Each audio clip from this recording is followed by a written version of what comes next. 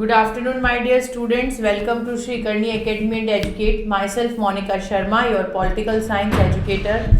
कैसे हैं आप सब? स्वस्थ रहिए, मस्त रहिए, हमसे यूं ही जुड़े हुए रहिए।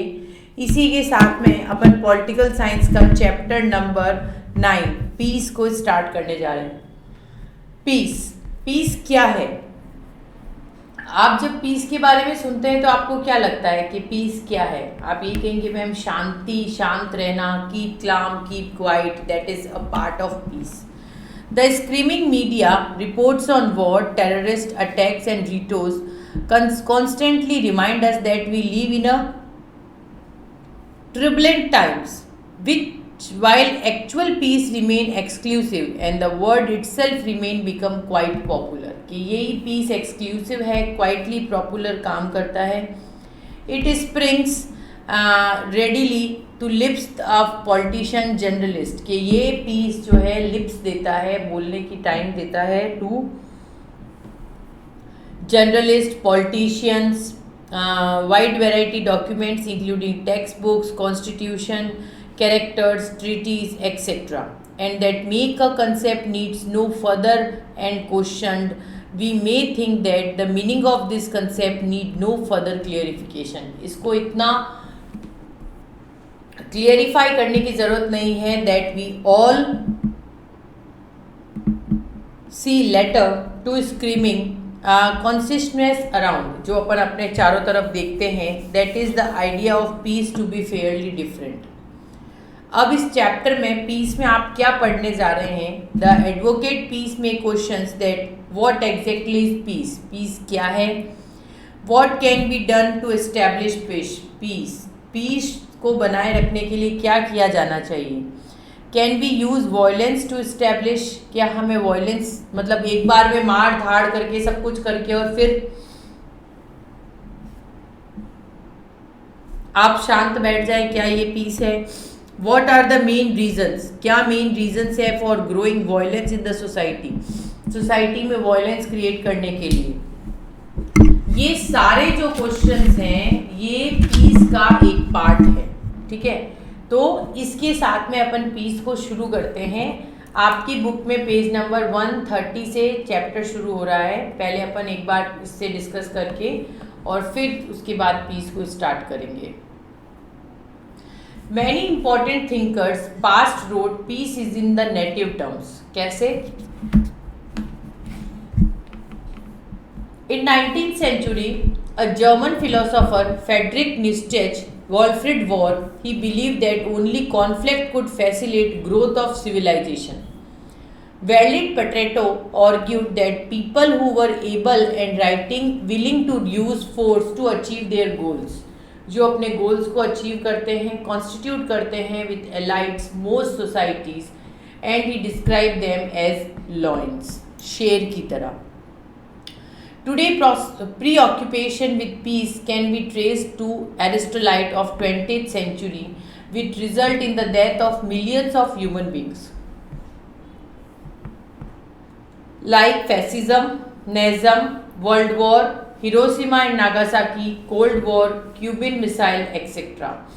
Thus, humanity was learned to value the peace after paying a huge price in its absence. क्या कहता है कि आप ये जो वॉर हुए, जैसे कि फैसिज्म हुआ, नाजिज्म हुआ, वर्ल्ड वॉर हुआ, हिरोशिमा नागासाकी का वॉर हुआ, कोल्ड वॉर हुआ, ये सब चीज़ें जो है ये क्या बताती है आपको कि क्या ये इतनी सारी वैल्यू पे करके आपने पीस के लिए काम किया? क्या ऐसा किया? क्या ये इतनी ह्यूज प्राइस देकर आपने पीस के लिए काम किया? क्या ये यहाँ तक संभव था? क्या पॉसिबल था? क्या अपने थिंकर्स जो ये मानते हैं क्या ये उस हिसाब से सही है कि नहीं है? पीस को अगर अपन देखते हैं तो इसका मीनिंग जो है वो अपन आगे जैसे इसको डिस्कस करेंगे कि क्या मीनिंग है, उससे पहले पेज नंबर 103 को अपन डिटेल में डिस्कस करेंगे, ठीक है, कि क्या होता है पीस, इसका इंट्रोडक्शन क्या है और अपन इससे सीख क्या रहे हैं, क्या वैल्यूज जो है वो पीस की अपने पास आ रही है और अपन अंडरस्टैंड क्या कर रहे हैं, ठीक है। लाइक डेमोक्रेसी, अगर अपन डेमोक्रेसी को देखें, जस्टिस को देखें, तो अपने ह्यूमन राइट्स के साथ में पीस जो है become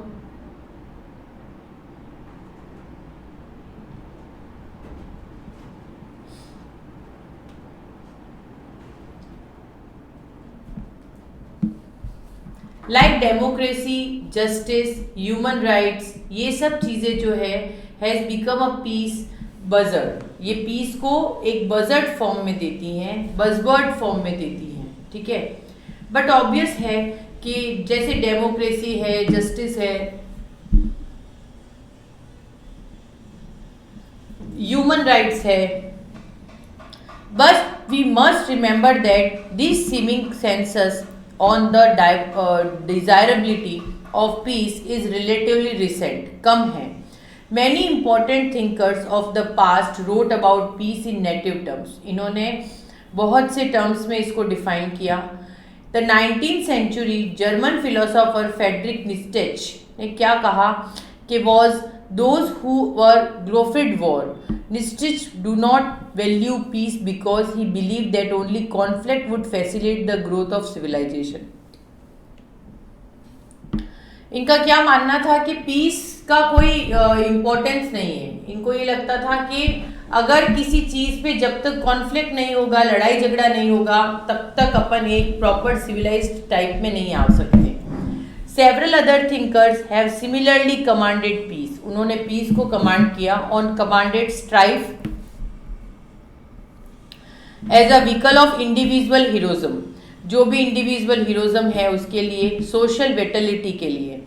the Italian social theorist Vilfredo Pareto argued that people who were able to willing to use force, कि जो लोग फोर्स को यूज करते हैं टू अचीव देयर गोल, अपने गोल को अचीव करने के लिए, कॉन्स्टिट्यूटेड द गवर्निंग इलाइट्स, वो अपनी इलाइट्स को गवर्न करते हैं बहुत सोसाइटी के अंदर। He describe them as a lion, और उनको क्या डिस्क्राइब किया गया है? As a lion. के the argued the people who are able to willing to use force, जो कि फोर्स को यूज करते हैं अपने गोल्स तक पहुंचने के लिए, उनको क्या डिस्क्राइब किया गया है? एज अ लॉयन डिस्क्राइब किया गया है। This is not to suggest that the cause of peace had no champions. In fact, it occupied a central place in the original teaching, कि ये एक सेंट्रल प्लेस लेकर चलता है ओरिजिनल टीचिंग के अंदर, ऑल रीजन्स के अंदर। The modern era too has witnessed urgent advocate of peace both in spiritual and circular idioms, दोनों ही आइडॉम्स इसमें काम करते हैं। Mahatma Gandhi would figure prominently among them, और महात्मा गांधी ने इनके बारे में बताया। However, the contemporary preoccupation with peace can be traced in aristocrats of 20th century, which result in the death of millions of human beings. हजारों लोगों की। You may have read about some of these events. आप जब इन events के बारे में पढ़ते हैं in your history textbook, you rise of fascism, आप फैसिज्म को राइज करते हैं, नाजिज्म को राइज करते हैं, वर्ल्ड वॉर के बारे में देखते हैं। That colour home closer home in India and Pakistan we have experience the horrors of patriotism, ठीक है, देशभक्ति की भावना जगाना। Many of the aforesaid calamities involve the use of advanced technology. अपन जो भी इस advanced technology को use कर रहे हैं to wreak havoc and unprecedented scale. Thus, German carpet bombed London during the Second World War, and the British respond by sending 10,000 bomber raids of attack in German cities. And the war ended with the USA, ये war जो है इसी USA के साथ end होता है by dropping atom bombs of Japanese sites, जो भी एटम बम्स वगैरह हैं वो। Hiroshima and Nagasaki at least 1,20,000 people were died immediately. Hiroshima और नागासाकी का जब हुआ था from the two attacks, and many more died later due to the effect of nuclear reaction, और उसके बाद कुछ लोग जो थे वो न्यूक्लियर रिएक्शन जो हुआ था उससे खत्म हो गए थे। Nearly 95% of the calculees were civilians. 95% civilians हैं. The post-war decided were marked by intense rivalry. और ये इसी इंटेंस रेवलरी से काम करता है बिटवीन टू सुपर पावर्स, जिसके अंदर अपनी दो सुपर पावर्स होती हैं, जिसके अंदर जैसे कैपिटलिस्ट ऑफ यूएसए है, कम्युनिस्ट यूएसएसआर है, वर्ल्ड सुप्रीमेसी है. ये जो भी चीज़ें अपन अंडरस्टैंड करते हैं ये इसी से अपने को समझ में आती है, और यही जो चीज़ें हैं ये अपना एक पार्ट बनाती है. So both the countries begin to make a stockpile them on large scale. एक बड़ी स्केल के अंदर the Cuban missile crisis of October 1962 was particularly dark in the episode in unfolding the military competition. और इसी military competition को अगर अपन देखते हैं तो it begin when American spy planes discovered the Soviet nuclear missile. कि यही जो है वो सोवियत न्यूक्लियर मिसाइल्स बना रहा है, काम कर रहा है. And by organising a naval neighbouring Cuba, और इसी तरह से एक नेबरिंग क्यूबा काम करता है जो कि अपने को सिखाता है to withdraw the missiles during 2 weeks in lasted. जो भी 2 वीक्स हैं उसको देखते हुए the crisis has brought humanity preciously close to bring the total destructions. और ये जो टोटल डिस्ट्रिक्शंस हैं ये इसी पर काम करते हैं. So if people praise peace today, अगर लोग शांति से शांत रहें, शांति से बनाए रखें, that not merely because they have believe it to be a good idea. And humanity has learned the value of peace. और यही पीस की वैल्यू अगर अपन देखें तो the spectre of tragic conflict, ये जो ट्रेजिक कॉन्फ्लिक्ट है of growing fast threat of terrorism, peace continue to be valuable. ये उसी तरह का वैल्यूएबल पार्ट होगा, partly because danger to it as ever present, जो भी उसमें प्रेजेंट है उसे देखते हुए. सो दैट इज पीस. अब आपको समझ में आया कि कई थिंकर्स का ये मानना है कि आपस में लड़ने से ही जो है अपने को कोई चीज़ हासिल हो सकती है. तो क्या आप मानते हैं? तो उनका ये मानना है कि क्यों फिर पीस लेकर चले. अगर शांति से सब काम हो रहा है तो फिर अपने को क्यों कहीं पे करना. अब जैसे हिरोशिमा नागासाकी का अटैक हुआ तो कह रहे हैं कि अगर आज अपन इसको देखते हैं तो कितने लोग जो थे 1,20,000 पीपल उसी समय मर गए, और अभी तक लोग जो हैं उस न्यूक्लियर रेडिएशंस की वजह से किसी को कोई प्रॉब्लम हो जाती है, किसी के कुछ प्रॉब्लम हो जाती है, तो ये वो लोग स्वस्थ तो है नहीं. तो क्या ये चीज़ें आपको एक बड़े से क्राइसिस में नहीं डाल रही है? एक बड़े से क्राइसिस में डाल रही है. और ह्यूमैनिटी अपने को वैल्यू सिखा रही है पीस की, कि अगर आपने नहीं रखी शांति तो आपको उसकी एब्सेंस के अंदर ये इतनी बड़ी वैल्यू जो आपने ये निकाली है कि फैसिज्म, नेजिज्म, वर्ल्ड वॉर, ये सब वैल्यूज अपने को ही पे करनी पड़ती है, और इसी से अपन ही सफ़र होते हैं. ठीक है. अब जैसे फेडरिक ने क्या कहा कि मेरे को कंसीडर्ड नहीं लगता, मुझे लगता है कि अगर कहीं कुछ चलाना है तो आपस में कॉन्फ्लिक्ट को सही कर लेना है. तो कॉन्फ्लिक्ट सही क्या हमेशा मार धाड़ से ही होगा? क्या प्यार से कोई चीज़ को अपन सही नहीं कर सकते? बिल्कुल कर सकते हैं. जो चीज़ आप कहीं पर बोलकर काम बिगाड़ सकते हो, वहीं चुप रहकर उस काम को आप बना सकते हो. अगर कोई बड़ा डांटता है तो आप क्या करते हो उस समय? अगर पलट के जवाब दो तो क्या होगा? पापा को और गुस्सा आएगा या मम्मी को और गुस्सा आएगा कि एक तो तुमने गलती की, ऊपर से मैं डांट रही हूँ और मुझे पलट कर जवाब दे रहे हो.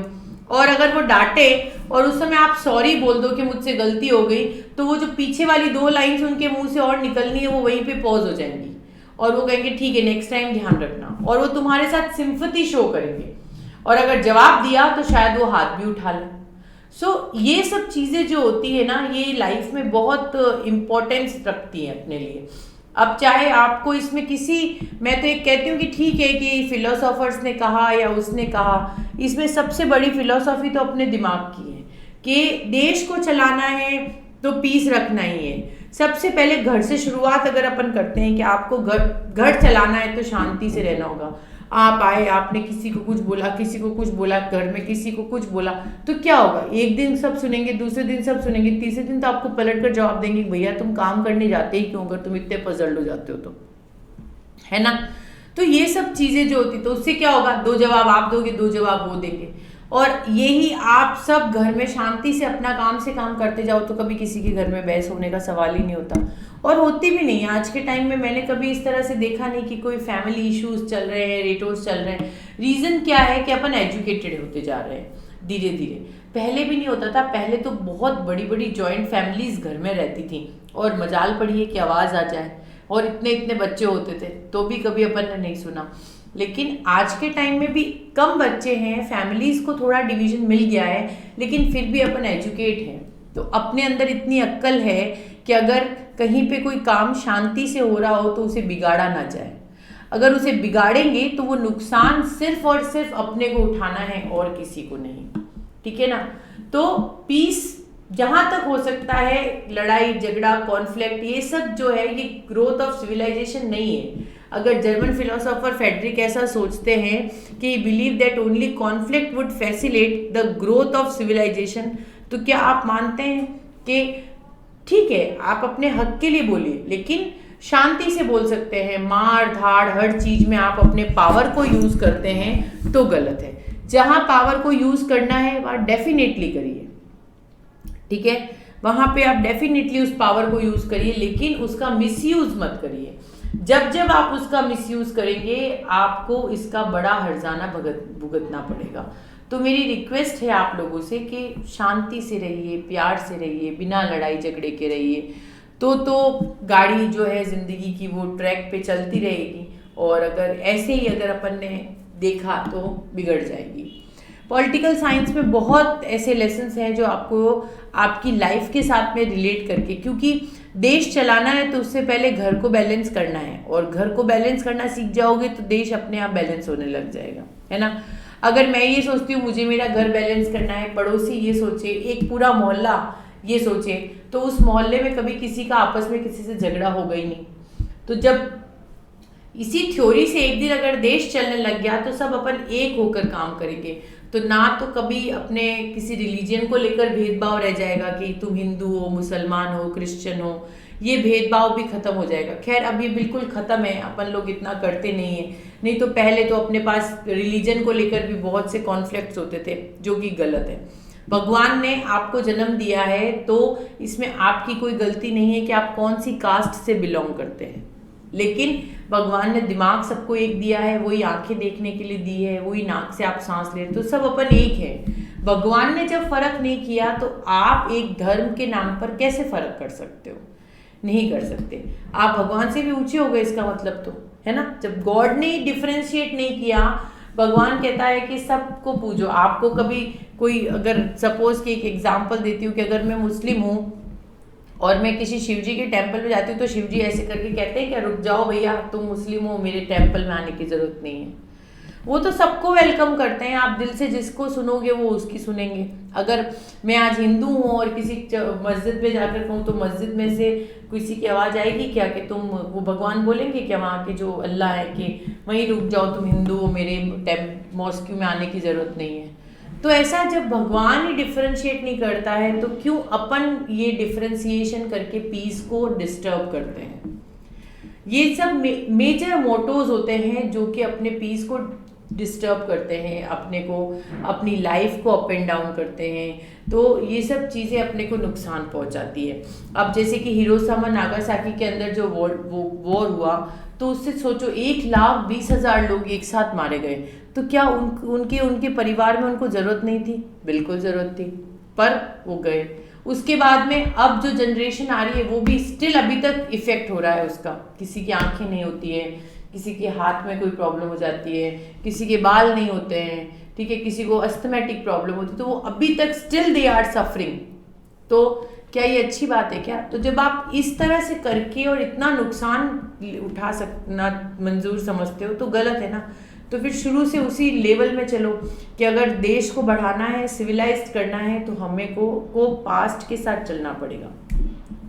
जैसे हमारे लिए जस्टिस ज़रूरी है, जैसे हमारे लिए ह्यूमन राइट्स ज़रूरी है, जैसे हमारे लिए डेमोक्रेसी ज़रूरी है, पीस भी उतना ही ज़रूरी है। अगर आप उसको भी नहीं मानेंगे तो आप रियली यू सफ़र्ड, आपको बहुत मुश्किल उठानी पड़ेगी और आपको बहुत दिक्कत होगी। So you have to take a serious action relate to this, कि आपको इन सब चीज़ों के लिए जल्द ही कोई सीरियस कदम उठाना पड़ेगा, जिससे कि आपको समझ में आए कि क्या है और किस तरह से है।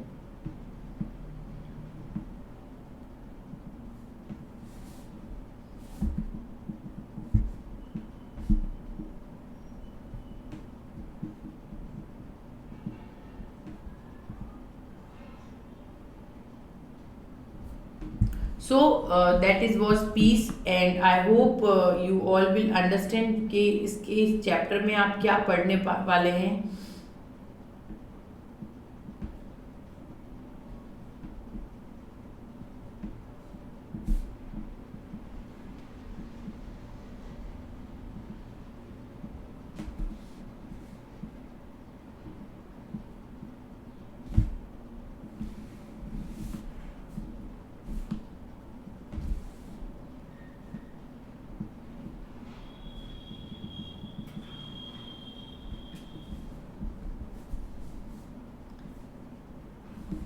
So let us start with definition of peace, the meaning of peace.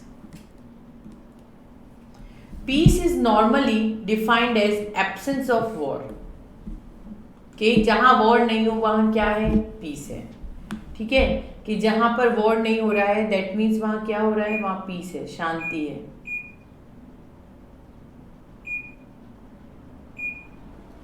और जिस तरह से quite misleading while every war leads to the absence of peace, और इसी वजह से पीस जो है वो अगर वॉर जहाँ पर हो रहा है तो दैट मीन्स वहाँ पर पीस की एब्सेंस है। तो जहाँ पर वार है वहाँ पर पीस नहीं हो सकता, और जहाँ पर पीस है वहाँ पर वॉर नहीं हो सकता।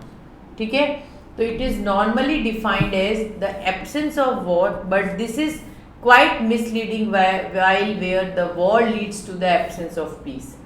Every absence of peace needs to take the form of war. जहाँ जहाँ पर पीस का एब्सेंस होता है वो चीज़ें किस में बदल जाती है, वॉर में बदल जाती है। Another way of defining peace can be the absence of violence conflict, और ये वही वायलेंस कॉन्फ्लिक्ट क्रिएट करती है जैसे रिटोज हो गया, मेस्क्रेस हो गया, etcetera. But violence is often rooted, अगर अपन देखें इसको ऑफनली रूटेड करें in the every structure of society, जो भी सोसाइटी का स्ट्रक्चर है उसके लिए। Example caste, class, gender inequalities, when they are challenged by oppressed class, जब ये इससे चैलेंज होते हैं it may generate violence and conflict, ये जो है वो वायलेंस और कॉन्फ्लिक्ट को जनरेट कर सकते हैं। So it is normally defined as absence of war, ये वॉर की एब्सेंस में होगा। मिसलीडिंग कहाँ पर होगा, मतलब जहाँ पर वॉर होगा वहाँ पे पीस नहीं होगा। So every absence of peace need to take the form of war, ये उसी वॉर का एक पार्ट है। Another way of defining peace, ये जो दूसरा तरीका है with the absence of violent conflict, जो भी अपन लेते हैं all kind of ritos, miscreants etc. But violence is often rooted in the every structure, हर जगह है, हर जगह violence है, चाहे कास्ट को लेकर चले, चाहे क्लास को लेकर चले, चाहे जेंडर को। दे आर चैलेंज, ये चैलेंज करते हैं अपने को, अपने आप ही चैलेंज करते हैं वायलेंस और कॉन्फ्लिक्ट के लिए, मतलब लड़ाई झगड़ा और कॉन्फ्लिक्ट के लिए। So come to book page number 131, जिसपे अपन इसको डिस्कस करेंगे वायलेंस को डिटेल में। पीस को violence is often defined as the absence of war and in simply by misleading. This is because war is usually equivalent with normal conflict between countries. War क्या है, दो countries के बीच का war है। However, what happened in Rwanda और Bosnia was not a war of this kind, इस तरह का नहीं। Yet it is represented, जो कि represent करता है अपने को a violation of cassation of peace, उस peace को लेकर। While every war leads to the absence of peace, her war जो है उस पीस की एब्सेंस में काम करता है, not to take form of war, चाहे आप उसे वॉर के फॉर्म में लें चाहे नहीं लें। सेकेंड स्टेप इसमें क्या डिफाइन करते हैं कि peace would be see as it the absence of violent conflict of all kind including war, जो भी वॉर के अंदर है उसके लिए, रिटोर्स के लिए, मिसक्रेस के लिए और एसिनेशन के लिए, और सिंपली फिजिकल अटैक के लिए। This definition is clearly better than earlier one. अगर पुरानी चीज़ें देखते हैं तो उसको लेते हुए, yet it does not take a very every far, ये इतना फार नहीं है। Violence is often rooted in every structure of society. Violence जो है उस सोसाइटी के सारे स्ट्रक्चर को देखते हुए, सोशल इंस्टीट्यूशंस को देखते हुए प्रैक्टिस करता है with the reinforce enrichment and inequalities. So class, caste, gender etcetera causes injury of suitable invisible ways. ये इन इनविजिबल वेज के लिए काम करता है to oppress class, it may be breed conflict and violence. ये जो है वो वायलेंस और कॉन्फ्लिक्ट दोनों ही भरता है। Structural violence of this kind में प्रोड्यूस लार्ज स्केल, ये बड़ी स्केल पे प्रोड्यूस होता है जो कि अपने को नुकसान पहुंचाता ही है। So let us look at the few concentrate instances. अगर अपन देखते हैं तो evil consequence, let me look at the concentrate the class disparity, particularly communalism and racism. ये सारी चीज़ें जो है इसका एक पार्ट बन जाती है, जो कि अपने को कम्युनलिज्म, रेसिज्म, इन सब की चीज़ें में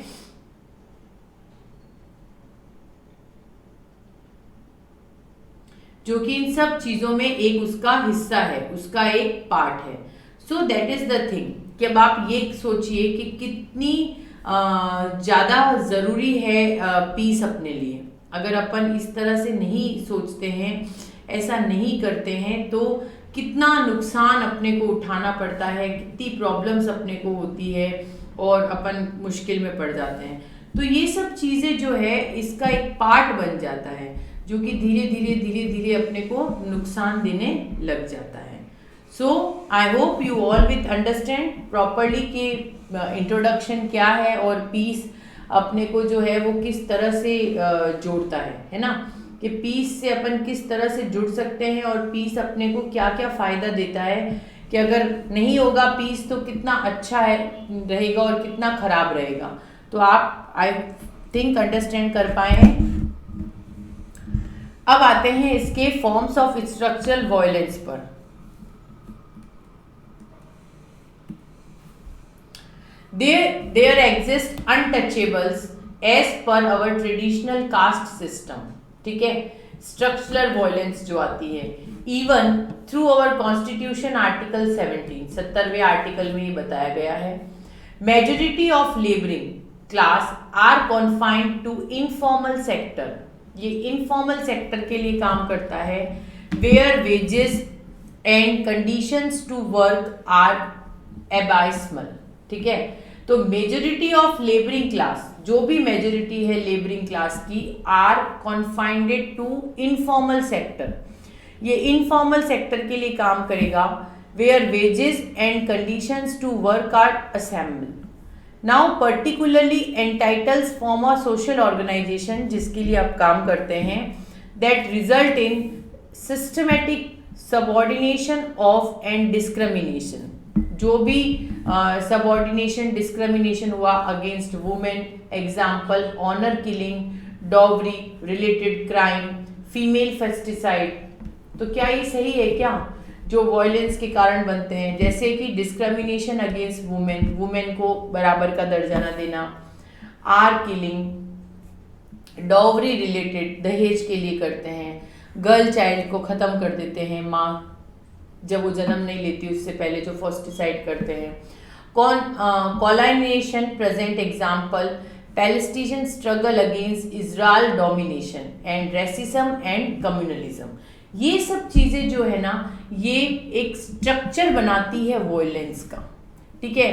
कि मतलब एक स्टेप चढ़े कम्युनलिज्म, रेसिज्म आ गया, दूसरा स्टेप चढ़े फीमेल फर्स्टिसाइड, डॉवरी रिलेटेड आ गई, फिर मेजॉरिटी लेबरिंग क्लास आ गई, ठीक है, जिसमें इनफॉर्मल सेक्टर आ गया, फिर अनटचेबल्स आ गए। तो ये एक बड़ा सा गुंबद तैयार हो जाता है अपने पास। मतलब ये जो स्टेप्स हैं अगर नीचे उतरेंगे तो खाई में गिरेंगे और ऊपर चढ़ेंगे तो ऊंचाई से गिरेंगे। लेकिन ये स्ट्रक्चरल वॉयलेंस को बनाता है, बढ़ावा देता है, जो कि अपने लिए बहुत ही ज़्यादा नुकसानदायक है। अपन अगर ऐसा सोचते हैं कि क्या है, अगर किसी फीमेल फेस्टिसाइड का कर भी दिया तो क्या हो गया, कुछ हुआ नहीं। आप अगर ऐसा सोचते हैं तो कुछ हुआ नहीं, लेकिन बहुत कुछ उसको फील हुआ जो आज नहीं तो कल, आज के टाइम में अब इसके लिए गवर्नमेंट ने भी कर रखा है कि बैन कर दिया है कि अपन जो है बर्थ से पहले जो है बच्चों का जेंडर चेक नहीं करा सकते, है ना। तो दैट इज द थिंग, ये चीज़ें हैं कि जो अपन बर्थ से पहले उसको जेंडर को चेंज नहीं करा पाएंगे, तो ये चेक नहीं करा पाएंगे। तो ये सब चीज़ें क्या है, ये सब चीज़ें इसी चीज़ों का एक पार्ट बनती है कि आप आज नहीं तो कल जब भी इस चीज़ के लिए आवाज़ उठेगी, आप जो है एक क्रिएट करेंगे, एक वॉयलेंस का पार्ट बनेंगे। So let us think that we all doing wrong arise because of mind, कि हम जो कर रहे हैं अपने माइंड को अराइज कर कर वो गलत है। If mind is transformed, can wrong doing remain? ये तो हम गौतम बुद्ध ने कहा। क्या कहा कि पेज नंबर 133 पर देखिए, लेट अस थिंक में एक बहुत छोटा सा एक पैराग्राफ दे रखा है कैंडल के साथ में कि ऑल रॉन्ग डूइंग अराइज, कि जो भी चीज़ें आप गलत करते हैं बिकॉज ऑफ माइंड, सिर्फ आपके दिमाग की उपज है। If mind is transformed can wrong doing remain. कितना सही लिखा है गौतम बुद्ध ने। सेकंड महात्मा गांधी का है कि इफ द ऑब्जेक्ट, कि अगर कोई ऑब्जेक्ट जो है ऑफ टू वॉयलेंस, जो वॉयलेंस की तरफ जाता है, if a object to violence, if a object to violence because when it appears to good, अगर वो अच्छा है, when it appears to good, the good is only temporary, वो good सिर्फ कुछ टाइम के लिए है। the evil does not permanent, वो हमेशा के लिए पूरा नहीं रहेगा, परमानेंटली आपके साथ नहीं रहेगा। so third ये shall be those who ever seek for an enemy, Frederick ने लिखा है कि we shall love peace, it means to new wars and short peace for that long. You advise not to work but to victory, let us work to fight and not peace to be a victory. So that is the thing जो कि Frederick ने लिखा है। तो इन तीनों ने किस तरह से डिफाइन किया है कि जो है स्ट्रक्चरल वॉयलेंस किस फॉर्म में आता है। बुक का page number 132, formal structural violence. The traditional caste system treated certain groups of people as एस्पर्शियर एंड और untouchables.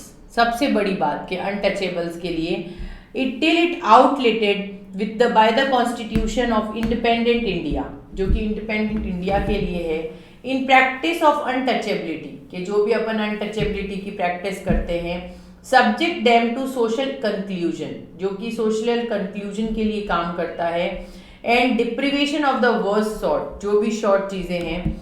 The country is still struggling to erase, वो कंट्री उसको इरेज करती जाती है, to scare the relics of ugly custom, and while a social order based on class appear, ये उस class पर अपीयर करती है फॉर मोर फ्लेक्सिबिलिटी, ज़्यादा फ्लेक्सिबिलिटी के लिए।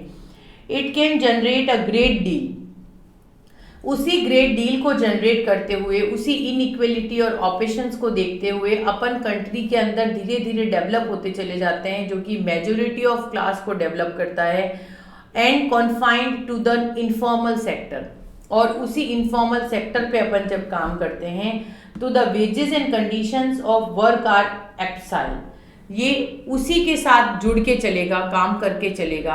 अ साइजेबल अंडर क्लास, ये जो भी साइजेबल अंडर क्लास है वो एग्जिस्ट करती है डेवलपिंग कंट्रीज के लिए, उन कंट्रीज को देखते हुए।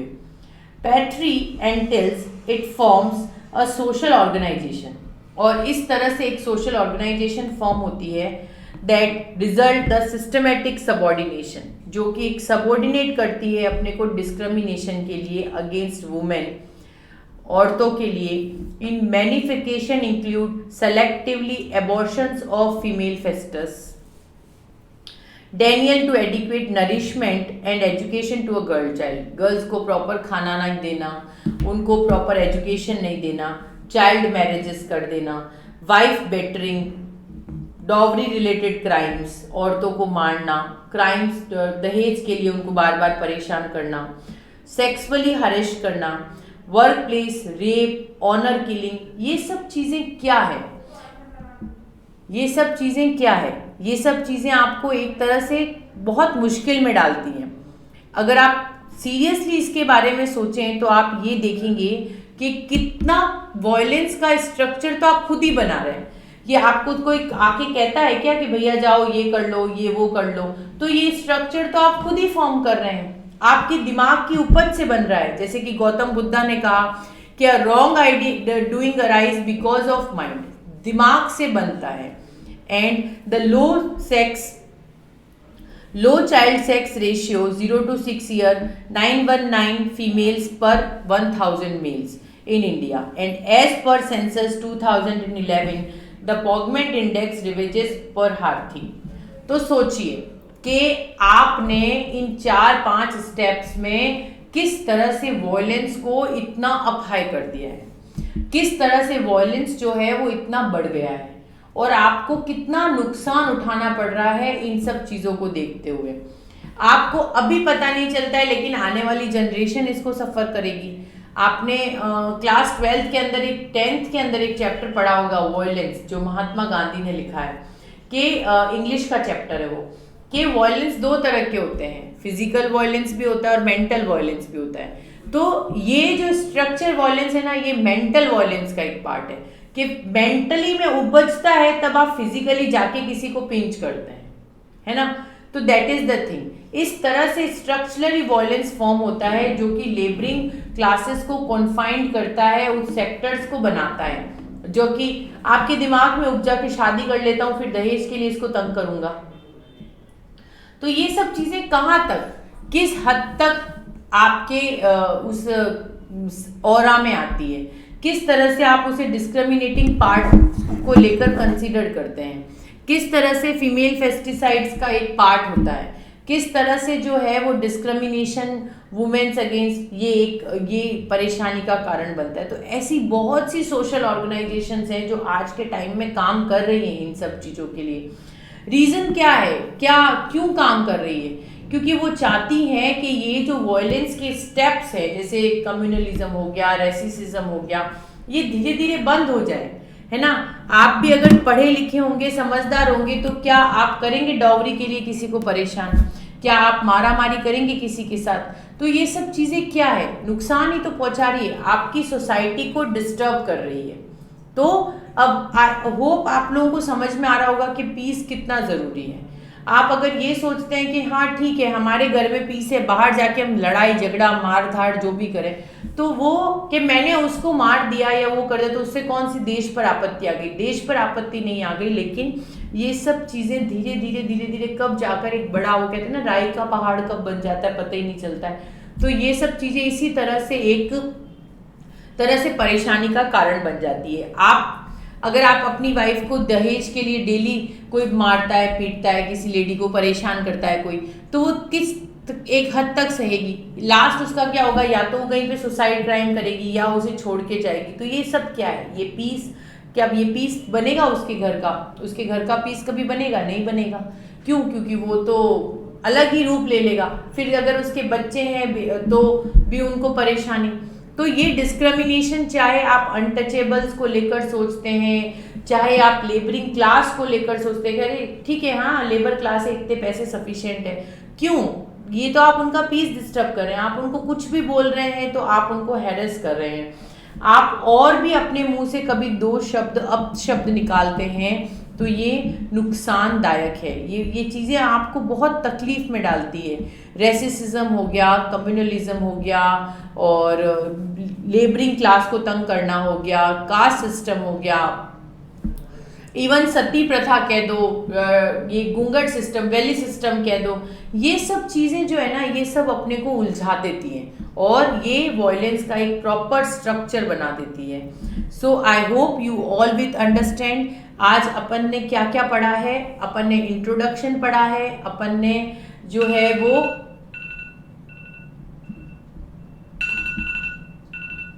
अपन ने क्या क्या पढ़ा है, अपन ने इंट्रोडक्शन पढ़ा है इसका, और इंट्रोडक्शन के बाद में अपन ने इसका मीनिंग पढ़ा है पीस का, और फॉर्म्स ऑफ स्ट्रक्चरल वायलेंस के 5 पॉइंट्स को डिस्कस किया है। पेज नंबर 132 तक का अपन ने बुक का पार्ट डिस्कस किया है। आई hope you all will understand. अगर फिर भी कोई डाउट है तो आप कमेंट बॉक्स में कमेंट करें, मैं आपको डेफिनेटली रिप्लाई करूंगी। कल बुक के पेज नंबर 133 के साथ में और आगे की स्लाइड्स के साथ में अपन मिलेंगे। Thank you from my side, your political science educator Monika Sharma. Thank you so much.